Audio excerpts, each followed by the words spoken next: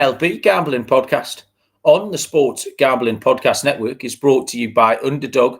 Underdog has a brand new offer for new customers. Play just $5 and get $50 in bonus funds when you sign up with the code MLB SGPN.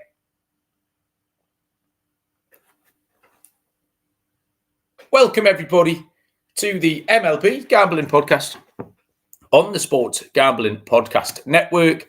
My name is Malcolm Bamford, coming to you from Newcastle upon Tyne in the northeast of England. Today is Sunday, September the 14th. We are here to handicap a 9-game schedule for Monday, September the 15th. Joining me, he's already doing the eyes. He's clearly watching at least 4 screens, I reckon, above his head. It's the old Moon. It's Moonaf's old trick. Moonaf always looked like he was watching a tennis match whenever I was talking to him. And I'm getting those vibes off you already, Lonte. Yeah. What are you watching? How you doing? Yeah, pretty good, man. Pretty good. Yeah, we just got the football in the background. That's about it, man. But luckily, it's only 3 games because they wanted to highlight the Chiefs Eagles. Yeah. So yeah, not a ton. We're about to hit halftime in a couple of the early games. So yeah, man. Hopefully, we can get some winners out and get everybody back to football if they are joining us, because I know it's hard to join on a football Sunday. Yeah, it is. I watched the Giants Cowboys earlier on. Fucking hell! Why? What? Oh yeah. Why? What? All the questions. Just any of the questions on here. Do you have any of the answers? Why did Russell Wilson throw that ball? I don't even think he knows. I have zero idea. I have zero. It's so much stuff that goes on in that game. I mean, like, what are you doing playing prevent defense when they only need a field goal? Like, right. I sometimes think, right, I mustn't understand something because I'm 4,000 miles away and I haven't got the background. So something seems obvious to me and I think I have to be wrong. And then you come on and tell me what I was thinking. So, yeah, why? Why just allow them 20 yards down the middle? So why? So dumb. Yeah, nobody gets that. So, yeah, you're not alone. It's horrible. Oh, man. So, yeah. Do you know what? I don't really care either. But because I've listened to Ryan for so many years, I do feel sorry for him. Like, and I've supported a shit team in my life for a long time. So you get that empathy. And you watch it, and they've won the game, and then they haven't won the game. And anyway, funny business. I'm going to address Bear Commander in the chat was asking what happened to Saturday's show. Yeah, we didn't manage to get one out for the first time. Honestly, Bear Commander, in seasons, everyone was just busy. There was nothing we could do. Scott was on a stag do in Baltimore. I was out with a few old mates. Dylan was doing something at the doctor's. You don't want to know. And Lonte was otherwise engaged as well. So we asked everyone. We went down the depth chart. We went down to Adam. I'm sure there was people on the network were like Noah and people like that. All the people who do the other sports. So we went right down the depth chart. But for the first time in ages and ages, we couldn't get a show out. So yeah, apologies for that, Bear Commander. One of those things. Callum is in the chat. Callum is going to stay up for the Premier League show, which starts in about 50 minutes from now. Right, okay, then let's... tonight, I've got one eye on the baseball. Well, more than one eye on the baseball tonight. Yeah. I felt like the Texas Rangers suffered a little bit of a blow tonight, a bit of a kick in the pants, because in that division, everyone's just been winning. I bet them at 9-1 last week, and they've kept up their end of the bargain, Texas. They've won and won and won and won, but every time they've won, Houston have won. Every time they've won, Seattle have won. And then tonight, they dragged themselves into extra innings with the New York Mets. And then, of course, the one person I've wanted to hit RBIs for weeks and hasn't been, Pete Alonso hit a 3. Yeah, so it was like a double whammy. I was like, cheers, mate. Yeah, a bit fucking late now. But I do feel like that was it's a minus. It's one game. Do you know what? Huge week in that division this time around. Seattle are already winning tonight, but Houston dropped a game against the Braves. The Red Sox, I feel like, have let me down a little bit as well. But we'll get into all of that when we get to the games. Let me first mention the merch store, 25% off everything with the promo code football. So make sure to check out a bit of MLB Gambling Podcast merch. And we will start Monday. No baseball for me. 6:40 Eastern is the Chicago Cubs at the Pittsburgh Pirates. We saw 2 pitching changes here. I know Sunday night into Monday is a terrible time for pitching changes. Initially, Horton and Skeens were listed, which was a great game. Really looking forward to that pitching matchup. It is now flipped completely to, for the Cubbies, Jamison Tyone will take on Braxton Ashcraft of the Pirates. The books have adjusted. They've priced it up like it's these two. So the Cubs are minus 135, Pirates plus 115, and the total here is at 8.5. Jamison Tyone was pitching well. Short starts, but 3 consecutive wins and 3 consecutive unders. Ashcraft, similar lines actually. Not much length, but he doesn't give up much. He's got 120 whip, which plays. Also 3 consecutive unders. And I was kind of quite happy just to stick with those trends, Lonte. I didn't really need to get away from them. The line, 8.5, seems far too high. Especially the Cubs have stopped scoring. The Pirates, have stopped scoring runs again, particularly in large numbers. So I could see the Cubs edging it, but 4-2, 3-2, 3-1, something like that. I'm happy. I'm happy to stick with the recent trends for those pictures, and I'll take it under 8.5, Lonte.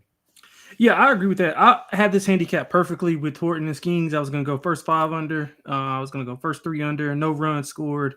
Like, I was just going to be all in to go under. And while, that's still not as strong, I still think that it's possible because of what you talked about. Both pitchers, albeit not a ton of length within their last few starts here or there, they've still been positive whenever they've been there. And if I'm looking at it, Pittsburgh is under in 7 of their last 10. The Cubs are under in 6 of their last 10. So I'm looking at a first 5 under. I don't want to get involved with the bullpens and think that we can get maybe some extra innings here because I do think it'll be a competitive game. So I'm going to go under first 5. If I had to take a shot, I would take a shot with the home dog with Pittsburgh. I know they've lost 8 of 10, but Chicago's been inconsistent at this point. They've been similar to what we saw with the Dodgers, just treading about 500. They'll go 6-4 one week, and they'll go 4-6 another week, and then they'll go 5-10. Like, it's just so much 500 in them. I don't want to trust them to lay 135, especially with Tyone not able to go a certain amount of distance. So let's go first 5 under. If I had to make a play, it would be Pittsburgh at home. Okay, thank you very much. Eli has joined us. Welcome, Eli. Nice to have you. 6:45 Eastern first pitch is the Atlanta Braves at the Washington Nationals, where we will see Spencer Strider for the Braves go up against left-handed pitcher Mitchell Parker for the Nationals, who are plus 130 home underdogs. Atlanta minus 155 and a total, Lonte, of 9. Yeah, I like the over. Strider's been better, but his hit rate is still up. He's got some walk issues as well. Atlanta 1-4 last 5, really kind of inconsistent as far as offensively. But I do think, although Washington's playing well, I mean, they've won 6 of the last 10. Like, Parker is not a guy I want to go to bat with, and I think the Atlanta offense will be able to get to him. He's only got 1 win since July 26th. He's got back-to-back solid starts, but again, his main issue is he allows a ton of home runs. He's got a home run allowed in 8 straight. 7 of those were at home, so he's giving it up a ton here. I like the over. I think we'll see some runs here. I can see this one being like 7-5, 8-6, something like that. So I think we see a lot of runs here. I'm going over the 9. Yeah, team ride, Lonte. I'd pick the over as well. I thought this was quite a hard game to handicap, actually, because most of what you looked at leads you to Strider, but then it's a horrible price, and the Braves aren't appealing at all. They've got one tonight. They won a game tonight. If anything, that makes me less confident that they're going to win a game tomorrow. Do you know what I mean? Because they can't put up a sequence. They were on a 4-game losing streak before that win tonight. Terrible road record as well, 30-44 on the road. So Atlanta at minus 155 doesn't seem like a good idea. Strider is putting together a better sequence, but Atlanta still can't win. He's had back-to-back decent starts against the Cubs. Now, Parker got the benefit of Washington's little hot streak. Washington, they've had that little purple patch, haven't they, over the last 10 days or so. And Parker got the benefit of that by picking up a couple of wins. He threw 2 okay starts and got 2 wins to show for it. Atlanta are okay against left-handed pitching, top 10 in MLB since mid-August. Without mashing, they're going along okay against lefties. I can't bet Atlanta to win, which led me to the over. Exactly the same pick as you, Lonte. I will take the over 9 runs. 7:35 Eastern first pitch is the Toronto Blue Jays at the Tampa Bay Rays. This game is off the board for a couple of reasons.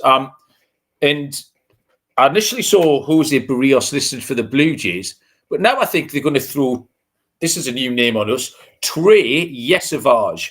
And I'll tell you some stuff about Trey Yesavage in a minute. The Tampa Bay Rays are officially TBD, but it looks like Ryan Pepillo will go for those. I haven't seen any lines on this one. Obviously, it's a state of flux, but Yesavage is confirmed for Toronto. Really interesting character, this. Really interesting play.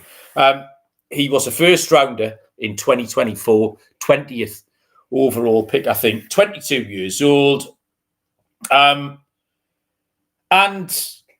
it's just come through the ranks all season. He started in like high A, half a dozen games there, half a dozen games in double A, half a dozen games in triple A. So he's pitched 98 innings at all kinds of different levels. He's going to be a good watch. He's big and strong. I suppose like these kind of modern pitchers, they're all big lads now. Big and strong, unusual action. He's going to be fun. And I think it's an opportunity to get him at a good price. We always talk about liking the rookies. You get the surprise factor. Ryan Pepillo on the other side has been very good. Short starts, 5 innings for 3 consecutive. All scoreless, 3 wins. And the last 2 went unders. The Blue Jays have held their nerve pretty well this week because I had a feeling they could hear the footsteps of the Yankees and the Red Sox and it might just get to them, but it hasn't. So the Blue Jays holding the nerve, and I like to take the kid. Hopefully, you bring a decent price with being an unknown quantity. So if we get a fair price, I'll take Yesavage, and I think the Blue Jays can get a win, Lonte. Yeah, I agree with you. Usually, I'm the opposite of you on the new pitches. I usually take the other side, but I'm not really a fan of the way Tampa's been playing as of late. Although, if you look at just like prior history, they've won 9 of 10 against Toronto, and they're 4-1 this year against them. And they've won the last game was 13-0, and they won back-to-back 3-1 games, 3-1 games. So they've had their number, but I mean, Pepe, he hasn't pitched in almost 2 weeks. They were talking about him as having some fatigue issues, so he missed his last start. So I mean, how long does he go? Now, when he's pitched well. Obviously, those last 3 starts, he's had 15 scoreless and 2 hits allowed. But again, I don't know what to expect. So a lot of uncertainty on both sides, to be honest. And if we can get the kid at a plus price with Toronto, who's hasn't been playing peak as they have been in the past, I think we get Toronto at a good price. So it'll be Toronto or nothing for me as long as they got a plus sign beside their name. Yeah, that'll do. We want the plus money, Lonte. We are brought to you by MyBookie.ag. I'm sure they'll give us some plus money on the Blue Jays tomorrow. MyBookie is your place to bet on football and everything else. The prop builder is second to none. The motto is bet on anything, anywhere, anytime. Easy deposit and lightning. Fast payouts using crypto. Head to MyBookie.ag. Promo code SGPN for a 100% bet back bonus up to $500 for new customers. That's MyBookie.ag. Promo code SGPN. And NFL is back on Rhythm. Rhythm was outstanding last season. ATS, the over-unders, the player props, take your pick. Rhythm nailed the lot of it. MLB, WNBA golf, and college football too. You can win $1,000 by tracking your bets in the weekly leaderboard on Rhythm. Get your 7-day free trial. sportsgamblingpodcast.com/RITHMM. 7:40 Eastern first pitch. The Baltimore Orioles at the Chicago White Sox. Kyle Bradish goes for Baltimore. The White Sox are TBD, but I think it's Sean Burke going to be on the mount here. Plus 120 the White Sox, minus 140 the Orioles. Total Lonte of 8. Yeah, I mean, you gotta keep taking the White Sox, man. They're playing extremely well. We talked about them. We hit them the last episode we did together. I think we played them first 5 in full game, and they ended up getting a win. Now I know they didn't have the best weekend, but I mean, competitive games. They lost with 2-3 and 1-3. The offense kind of sputtered a bit, so only 3 runs in their last 3 games. But I like them in this spot at home. They had a short road trip to Cleveland, and now they'll come back home where they have won. They've won 2 of 3 versus Tampa. I mean, and Bradish, not really a big fan of. Baltimore, they didn't have a good weekend either. Kind of got pummeled by Toronto, 11-2, 5-4, 6-1. So they didn't have a ton of offense going either. So I think Chicago and Burke will go well here. Burke is one of those pitchers that we liked and that we kind of identified early on in the season. He's been consistent. He's not got a ton of length, but walk issues is what I point to as something I wanted to like put a star beside, because he's got 10 walks in his last 4, 4 home runs in his last 2. But again, I think Baltimore is not going to be explosive on the road. They are a little bit more explosive at home than they are on the road. So I'm going to take the White Sox, maybe go under as well, but I like the White Sox here. Oh, Lonte, I've let you down here. I came down on the side of Baltimore this time. Oh, man. Because I know we're very, very often brothers when it comes to picking the Chicago White Sox. And it was Kyle Bradish. I liked Kyle Bradish. I liked him anyway before his return from injury. And he's had 3 starts, and they've been very, very encouraging. Plenty of strikeouts, by the way. I do like a strikeout prop for Bradish here. Burke is fine. I don't mind him. Short but steady. He does walk too many batters, though, and that 147 whip concerns me. Baltimore have averaged 5.8 runs per game in the last 10. So I think Bradish can go well, and Baltimore can score a few runs. So I just thought they could outscore them by 2 or 3 here. So I'll take Baltimore at minus 140.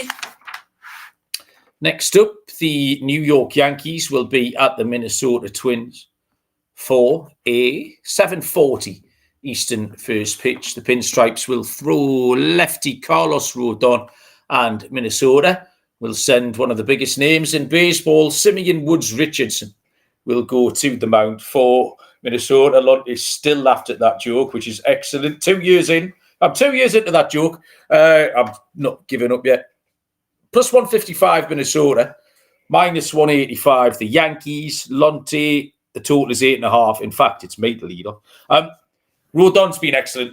7 games in a row with no more than 2 earned runs.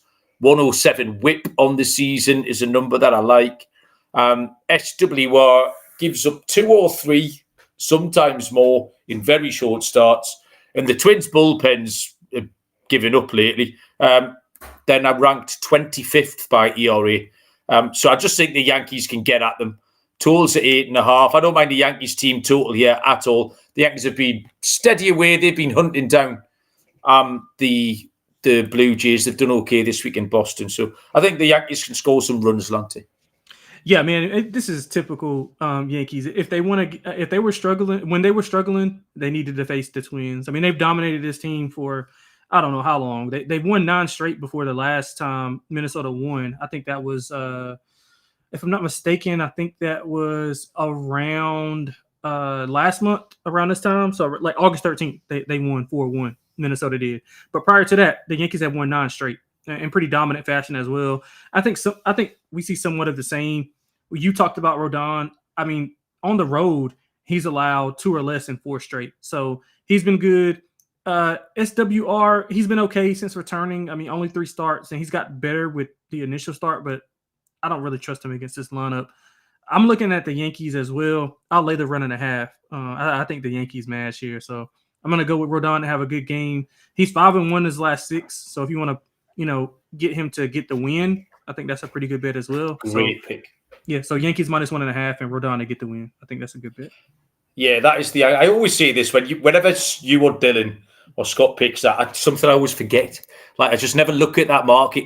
Yeah, and then if you're looking at a minus 185 picture to find an angle in, because it can be tricky. Yeah, you're absolutely right, Lundy. I love that. Next up, we will go to the Cincinnati Reds at the St. Louis Cardinals, which is a 7:45 Eastern first pitch. Zach Littell goes for Cincinnati. St. Louis will throw left-handed pitcher Matthew Liberato. Plus 110 for the Reds, minus 130 the Cardinals. Total Lonte 8.5. Yeah, I didn't know. I didn't understand. I mean, I understand why people want to fade Littell, but not with Liberatore. Not at all. 130 is really high. I mean, the Reds are playing okay. I know Littell's got a home run issue, but Liberatore's got no length. He's under 5 innings in 7 of his last 9. He's got a fluctuating hit rate, and Cincinnati should be able to hit him. I like the over. I think the Reds should be favored, probably like minus 115. So if as long as Littell can keep the ball in the park and limit St. Louis to just getting on base, they struggle with runners in scoring position. I'm going to take Cincinnati here as I think the wrong team's favorite here. So I like Cincinnati. I like over. You are spot on, Lonte. It's a WTF. Absolutely. So I had the same pick as you, over, before I saw the prices. I saw the prices and I've moved to the Reds. So we've handicapped this identically. Quite an average profile for Littell. I'm not rushing to the window to bet him, but equally, he's not an auto fade either. He got the win last time, but it's quite high scoring losses before that. But Liberatore has given up too much of absolutely everything. Since May, he hasn't had a monthly ERA of under 5. So I like the angle of runs, but you're not backing Libby at minus 130. That's insane. Yeah, you have to take the Cincinnati Reds. Next up, 8:10 Eastern. We're going to go to these divisional matchups. We have the Texas Rangers at the Houston Astros. Seattle then come into Houston for 3 games from Friday, Saturday, Sunday as well. So a huge week in this division.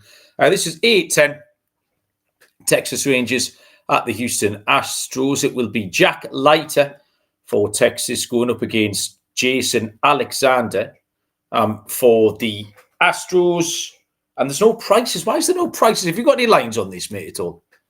No, I didn't see any either. I mean, I saw it's been off. I mean, not off the board. Well, I guess you can't say off the board, but it's not been lines up all day for this. But the pictures have been there, so I don't know why. Yeah.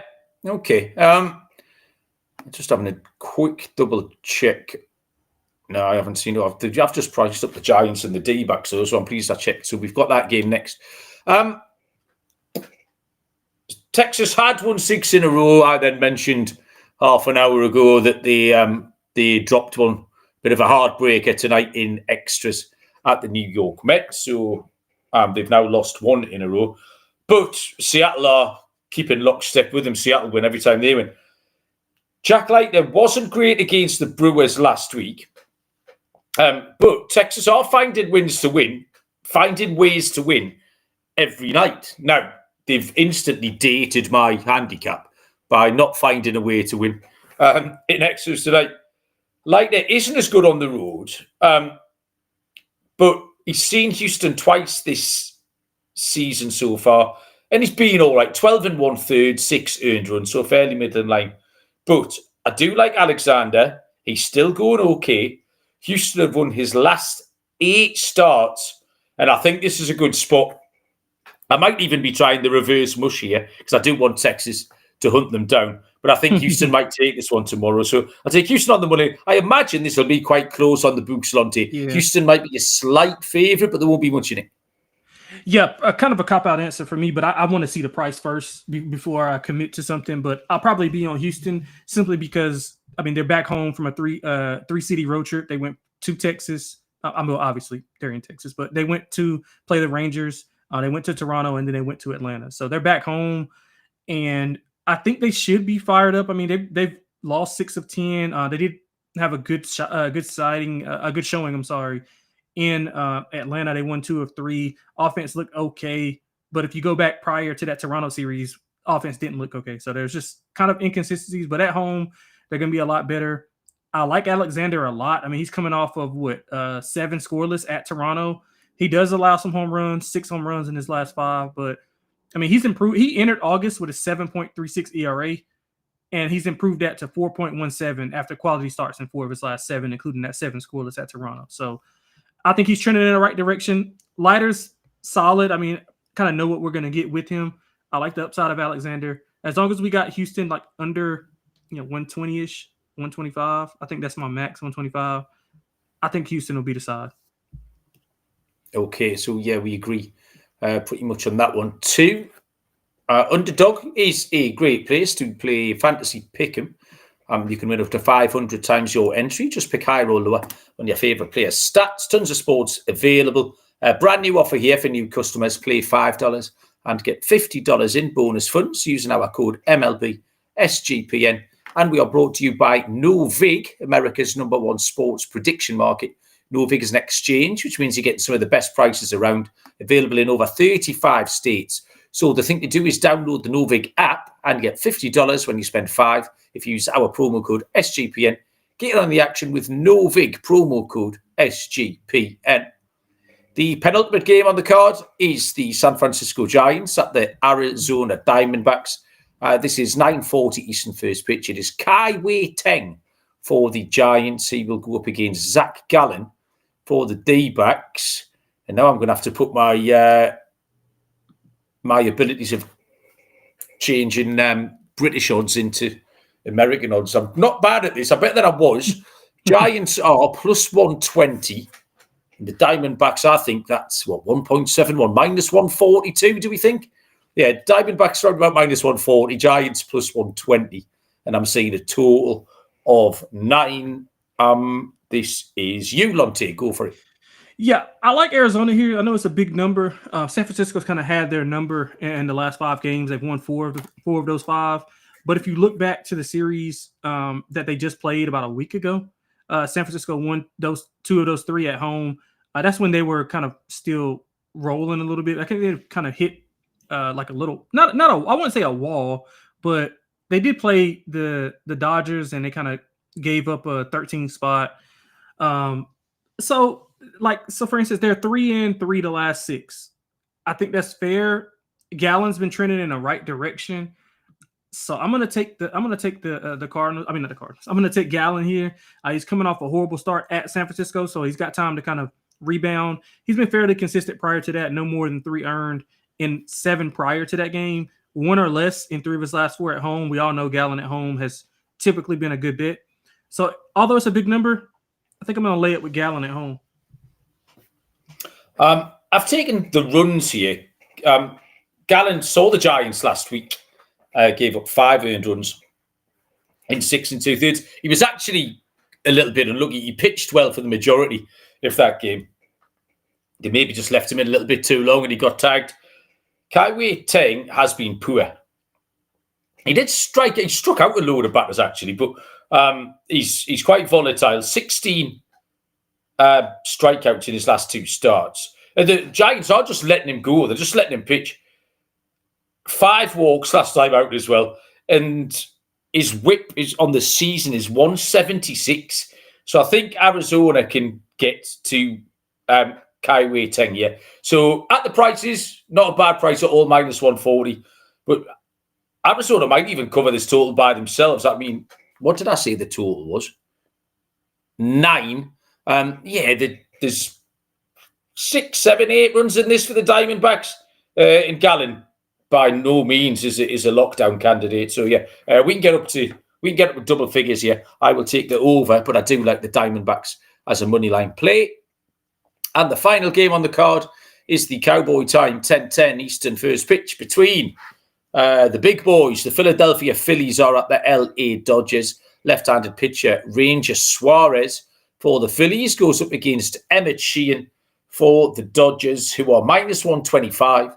Phillies are even money, and the total is at 8.5.